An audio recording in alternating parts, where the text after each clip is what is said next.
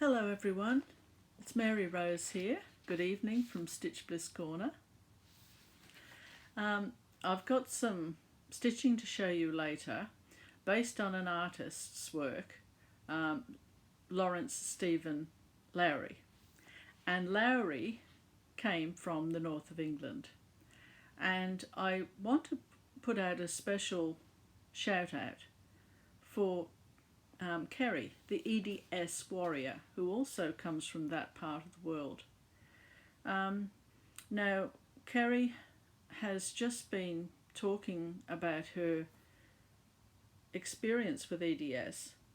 She was born with it, and it's Ehlers, EHLERS, Danlos, DANLOS syndrome.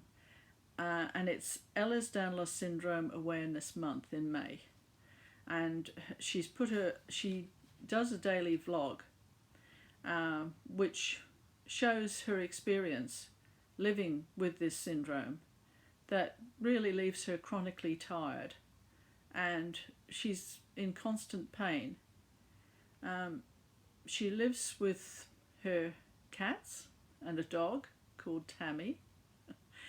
And she has a lovely niece that comes and stays with her from time to time, Emmy, who is an artist as well, and as Lowry was, and a very talented one. She's only 16, but she's doing very well with her artwork. Now, Kerry isn't the sort of person that wants any kind of sympathy or anything like that. In fact, she won't let her illness define her. She stitches. She's working on a rather wonderful black cat at the moment that is part of a Hades, the smaller Hades cameos that you can get. And she's making great progress with that. Her mother is a stitcher, and she shows her work from time to time. And Kerry has carers that come and make sure that she's looked after, but for a lot of the time she does for herself as much as she possibly can, and she deals with her illness in a very courageous way and very self-effacing. So I respect her for the way she carries on. She has a good sense of humour, and she treats a lot of the problems that come her way with a light manner, which that must be very difficult at times. And Kerry doesn't try to hide if she's having a bad day, and neither should she, because we have the privilege of going into her home, and so therefore we're in no position to judge one way or the other how she's conducting herself. But she always seems to manage to come through somehow, even though her days must seem very long sometimes. So I hope that you do visit her site and just have a dip into Kerry's life, so that you can see that there are some people who, even though they have great adversity, they can still manage to be brave and to carry on. So I really admire you for your courage, Kerry, and I look forward to seeing more of your vlogs and watch the antics of your cats. That's always very interesting. I'll just see if I've got anything else here to mention. I think that will cover it. Okay, well, something that Kerry did say was that Lowry, the man that I'm going to talk about, came from Salford, which is only about 20 miles from where Kerry actually lives. And when she was at school, she saw pictures of Lowry on the wall. Oh, and that's something I meant to say too, that even though Kerry had all those problems, she still went to university and became a nurse and worked very, very long hours. And her mother said when she came home, she just slept. She just couldn't stay awake from the fatigue of it all. So, I mean, that girl well, what can you say, for someone to be so determined to carry on for as long as she could until she couldn't anymore. So, look after yourself anyway, Kerry. Okay, well, we'll get on to Mr. Lowry. I'll just show you a picture of him.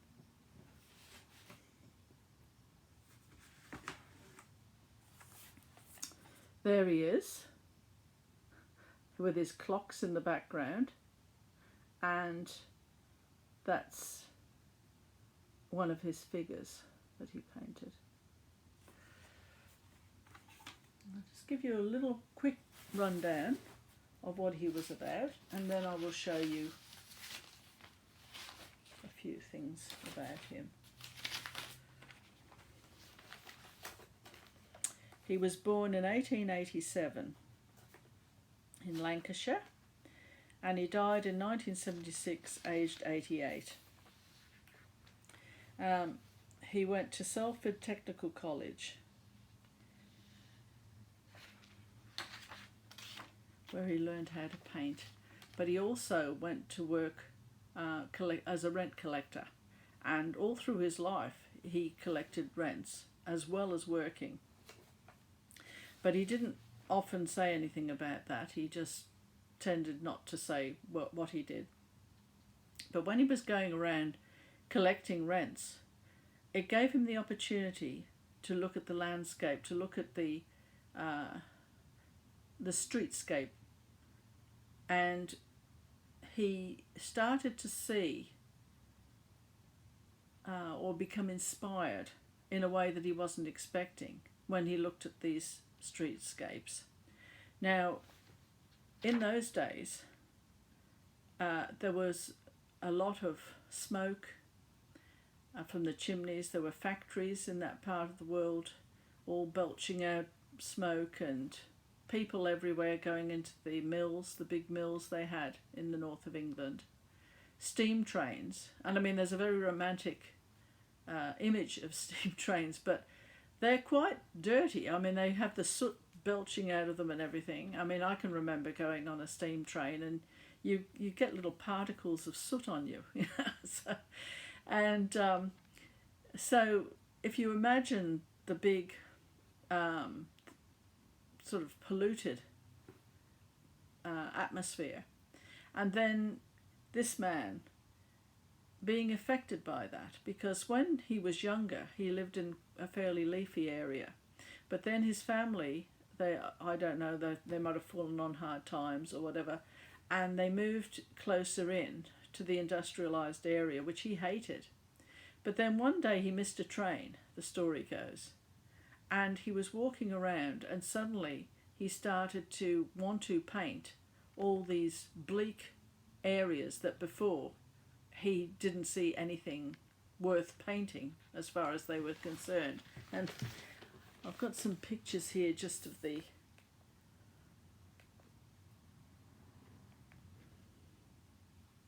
sort of, there's some of the images. Wait till I think I should have stuck to the daytime.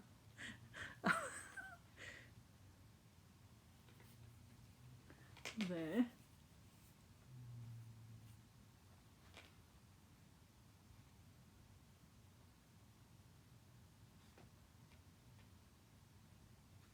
Oh, that's some of his work. I'll just go back the other way just to see if there's any more streetscape there. Rows of houses, viaducts, all sorts of, not very arty looking area anyway. And I've got a few bits about him here. One of Lowry's masters at college said you couldn't teach painting. It was impossible to teach painting. He said, and Lowry said he wanted to put the industrial scene on the map. And he said, I made careful inquiries to find out. I looked as far as I could to see. As far as I could see, no one else had done it. Seriously, I thought I would try to put it on the map.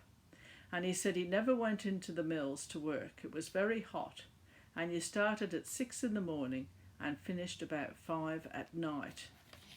And of course you can imagine all the coal fires in the houses as well, you know, so. Now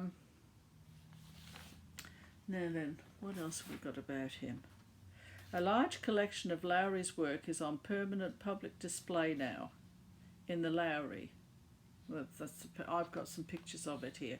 A purpose-built art gallery on Selford Quays, named in his honour.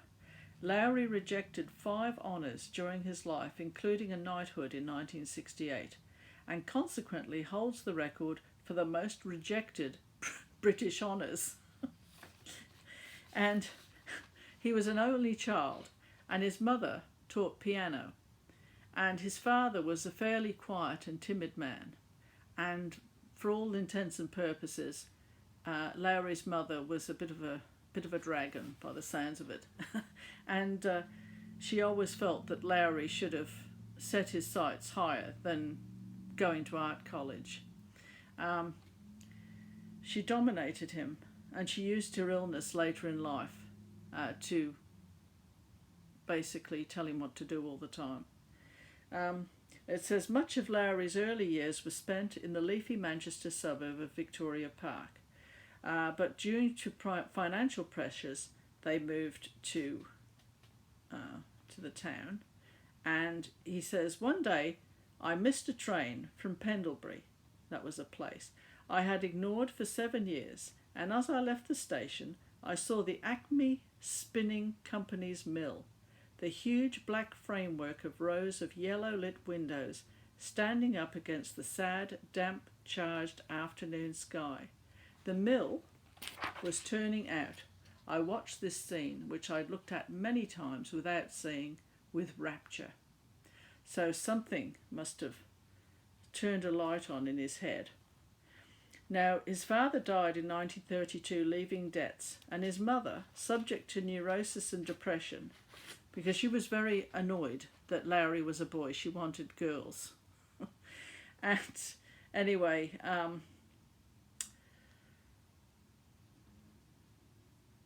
say here. That's what I get for interrupting myself. Lowry painted after his mother had fallen asleep because he looked after his mother. And between 10 and 2 he painted, depending on how tired he was. He might stay up for another hour adding features. After his mother's death he became depressed and over time neglected the upkeep of his house to such a degree that the landlord repossessed it in 1948. He was not short of money and bought the Elms in Mottram in Longdendale. Although he considered the house ugly and uncomfortable, he stayed there until his death, almost 30 years later. He was a secretive and mischievous man who enjoyed stories irrespective of their truth. His friends observed his anecdotes and were more notable for humour than accuracy, and in many cases he set out deliberately to deceive. He says, the collection of clocks in his living room were all set at different times. To some people he said that this was because he did not want to know the real time. To others he claimed that it was to save him from being deafened by their simultaneous chimes.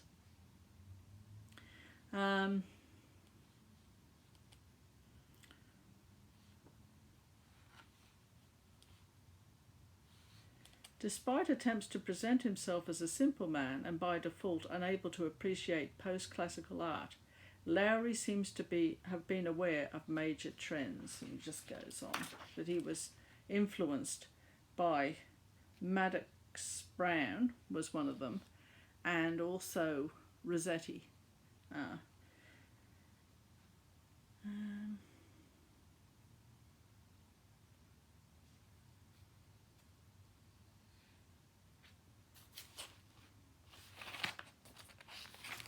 Just see if there's anything else on here. And then I'll just show you a few other things.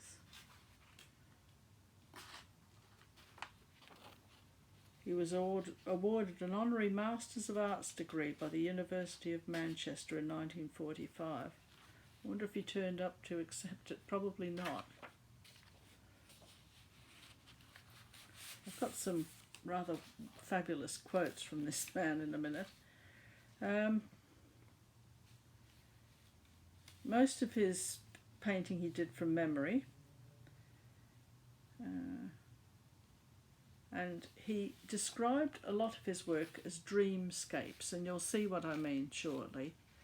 Elements such as body posture, demeanour, and sometimes emotional state are an integral part of the matchstick figures. That's what they call them. He hated the figures in his drawings being called matchstick figures, but that's what people describe them as.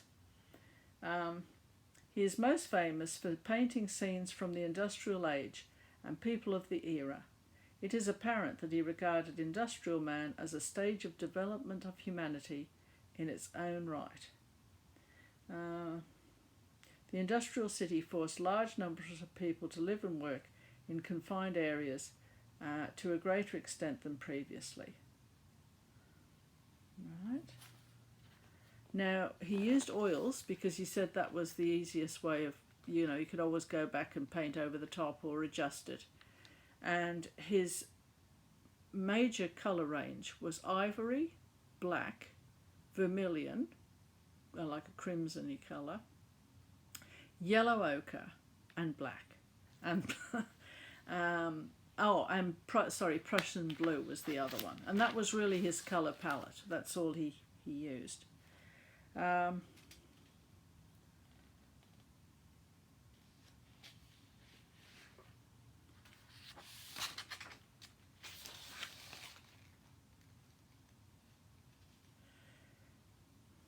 Later in life, when the people got to know that he had a bit of money, it says here he had little time for the financial sharks that would hound him on a daily basis, and the galleries hoping to inherit a number of works in Lowry's will.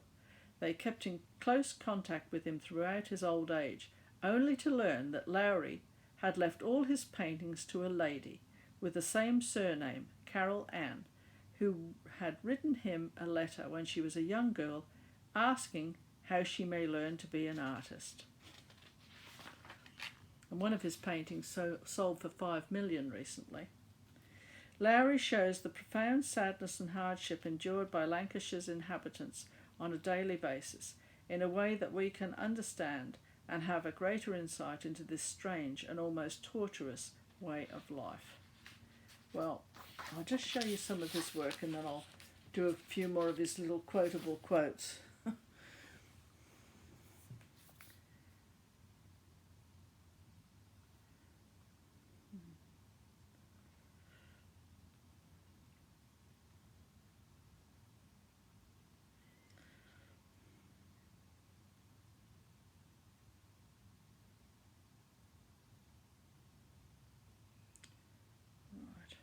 Now these, of course, are all on the internet, so you can have a look. But these are some of his. I've got some others that are on paper that are better. They don't have the reflection.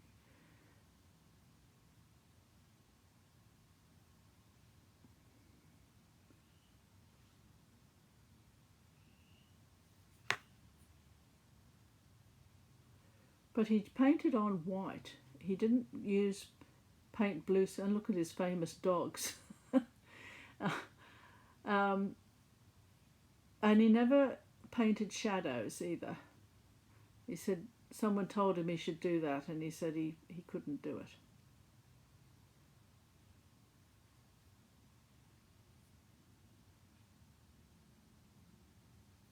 Sorry about the reflection here.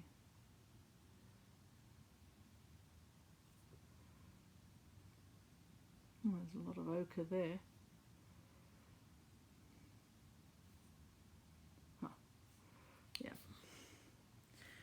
Okay. And Ford Madox Brown, he was one of Lowry's influences. And here's one, a very famous picture of Ford Madox Browns.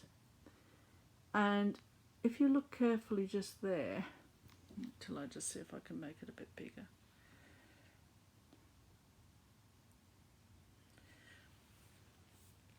And you see there's a little hand just there. She's holding a little child's hand, and it's called The Last of England. Look at the look on his face, and hers for that matter.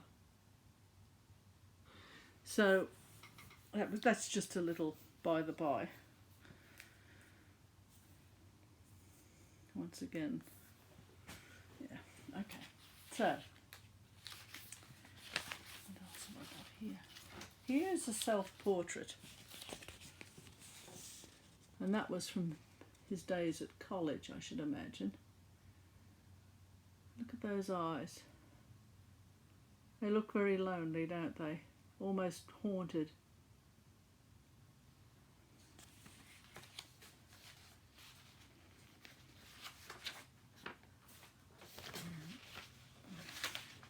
Wondering what the best way of going about this is. I think it might be better now. I'll just show you the stitching.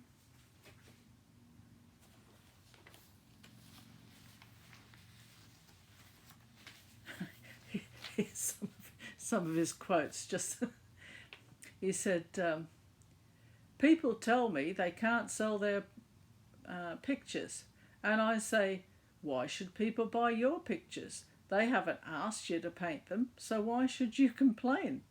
I don't bother about the clothes. I just paint people as I see them. The clothes don't bother me. I just paint the people as I see people. People say, you don't paint people as modern, you paint them as 20 or 30 years ago. How is that? Well, I say, I don't think it matters. That's all there is to it. Sounds like quite a character.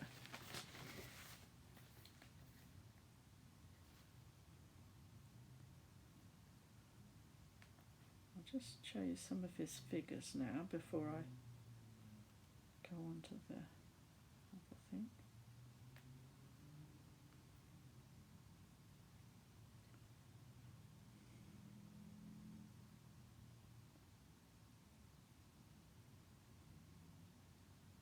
Talk among yourselves for a moment. There are some of them. The so-called matchstick men, or figures.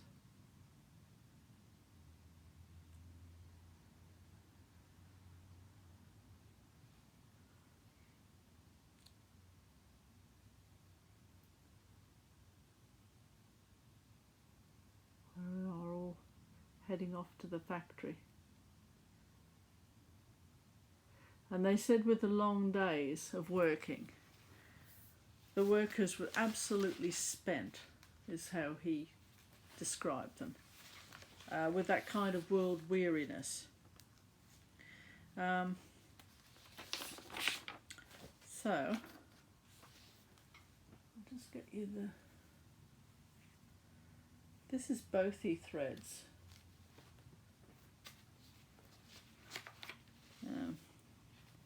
This is the picture that it's based on, the stitching, one of Lowry. Now, if you look at that, it's fairly bleak looking, isn't it? And he's got the telegraph poles there. It looks as though he didn't put the wires in, but you get a feeling of general, what's the word? It looks a bit dismal, doesn't it, really? And the chart,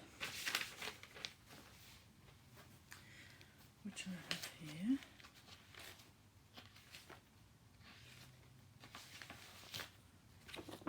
that's the chart that was based on it. And it's not too bad. I think it might be a little bit more cheerful looking than Lowry's original. But nonetheless, it's pretty close. And this is 14 count Ada. Where's my... I'll just put it on the board.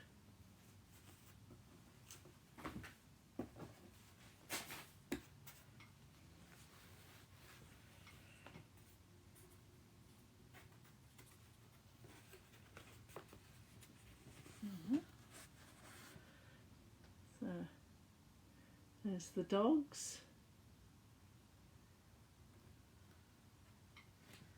And the people all going about their business. And that one was called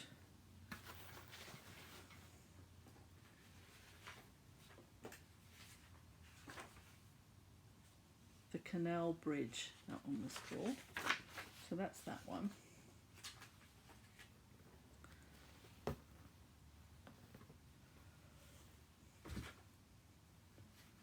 And this one is called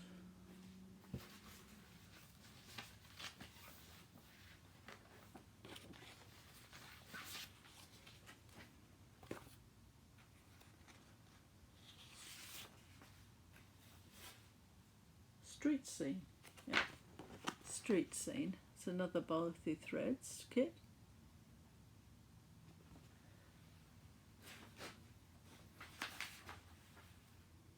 That's the original Lowry. And I think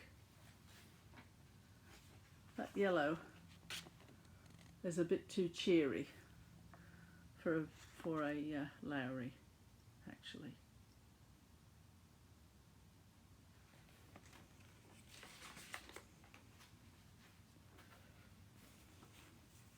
But then it looks a bit closer on the actual stitching. Oh, sorry, I'll put it on here.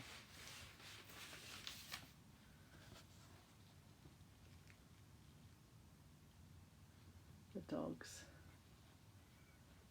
again. And he often had dogs fighting or children fighting. And they say that suggested an underlying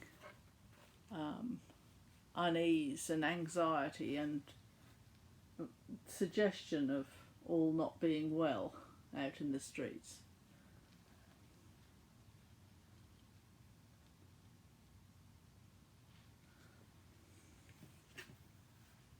And then the last one is called Skipping, and I couldn't find the original for this one.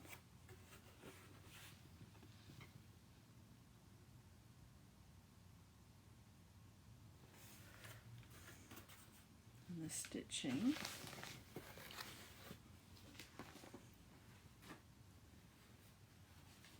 what have I done with that? It's here somewhere.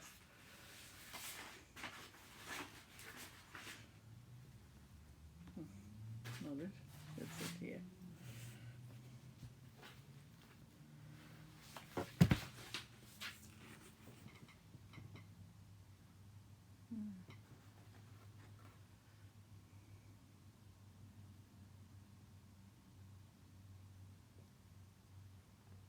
Who said you couldn't do artwork without shadows? He seemed to manage extremely well. Now, some of his, oh, excuse me, one of my papers went flying.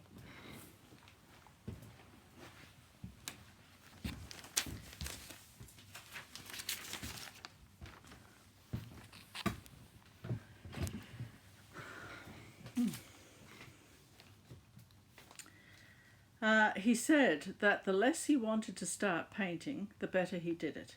If he tried to do something well, it never worked out. He wanted balance in a picture, but perspective was not important. After all, it's not reality, it's a picture. He used to talk about dreamscapes. And a lot of his pictures, when you look at them, if you have a look on the internet, they look lonely. You know, loneliness in a crowd was what he tended to try to project, because he was a very lonely person. I mean, he had friends, but he said his mother was the only person that understood him. And when she died, he really never got over it. And he used to paint in this suit, and he used to wipe his brush on the sleeves of the suit. So I think I might have some pictures there in a minute. Lowry felt that the world can be a lonely place, even in the midst of a crowd. He paints empty houses and bleak landscapes. See if there's anything else here.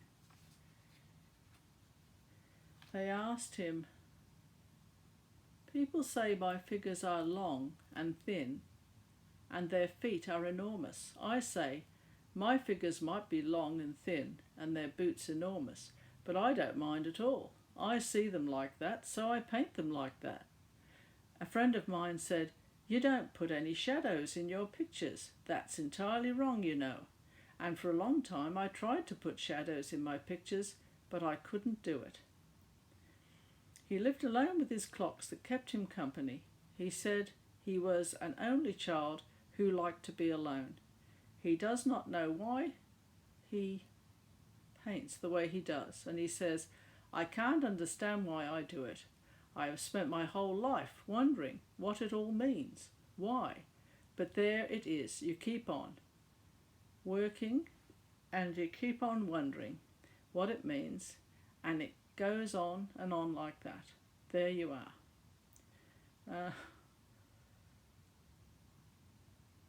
He said, "You put a number of people in a picture for the sake of design, and before you know it, you have a picture full of people." And that's really what it is. So, he sounds like a real interesting person to me. Anyway, I'll just finish off with a few pictures of the... Now, where have I put those now? This is just a disaster of a video. I'm terribly sorry. Oh, I've got them over here.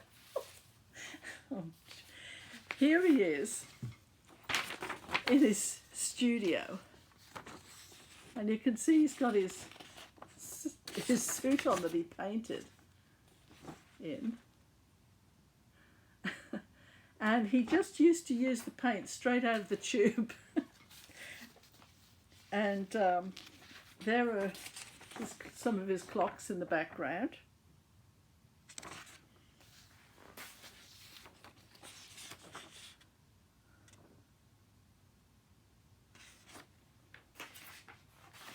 And here is the gallery that's named after him. That's from across the river.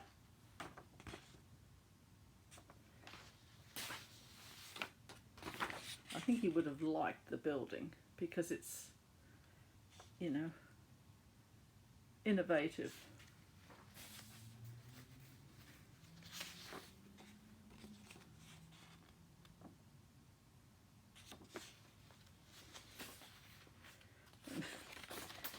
Here's yours truly, standing in front of the Lowry.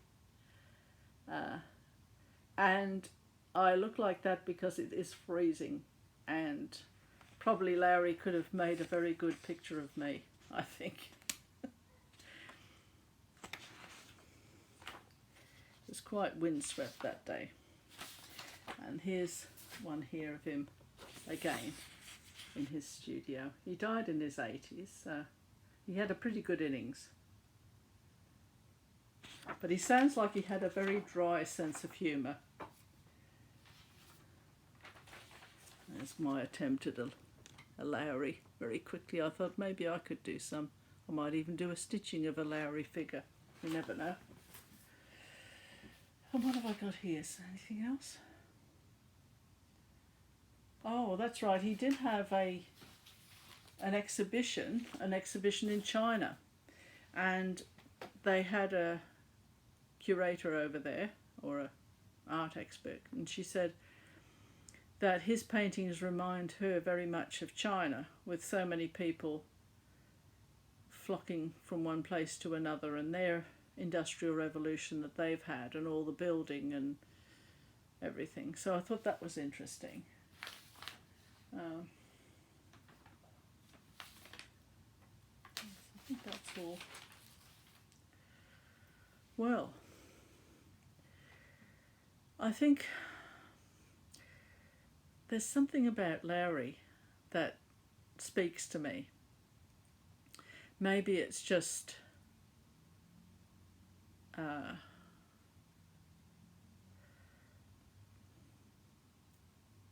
the way he was a common man, but very uncommon, because no one else had painted the way he painted. He could paint in a classical way, you know. There are sketches of him, his anatomy, and of, you know, perfect anatomy that he sketched of various models and all that sort of thing. So he could do that. But Lowry was very much his own man by the looks of it, and he was a square peg, and that wasn't going into the round hole, no matter how much his mother would will otherwise. Because I think his auntie said something about, well, he seemed pretty hopeless, so we put him into art school, which sounds like a very unusual family. Anyway, thank you very much for going on this magical mystery tour that it's been. And if you get the chance, do have a look at EDS Warrior's site and her vlog. And thank you very much for sticking with it this far, if you have. And I shall catch you again next time at Stitch Bliss Corner. Bye for now.